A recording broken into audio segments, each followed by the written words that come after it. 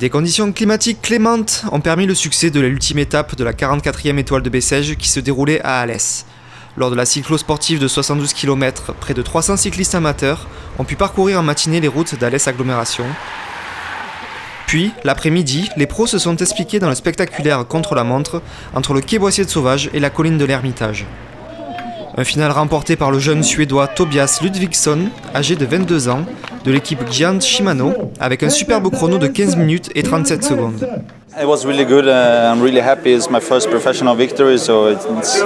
C'était vraiment bien, je suis très content. C'est ma première victoire professionnelle, c'est un grand jour pour moi. C'est un parcours très compliqué. Je sentais que j'étais en forme et j'ai fait de mon mieux à fond. J'ai fait le meilleur temps, c'est super. Ce jeune garçon est promis un grand avenir puisqu'il a déjà gagné quelques belles victoires. Mais là, il s'est accroché dans un contre-la-montre qui n'était pas facile du tout. Il était quand même dans les 10 premiers au général, mais on avait toujours dit que ce contre-la-montre de l'Ermitage était un juge de paix. Et ce juge de paix a permis de voir que les secondes qu'il a gagnées en temps lui ont permis de ravir le maillot jaune. Pourtant, la victoire s'est jouée à seulement 4 secondes. Le Français Jérôme Coppel, vainqueur il y a 2 ans de l'épreuve, terminant en 2e position.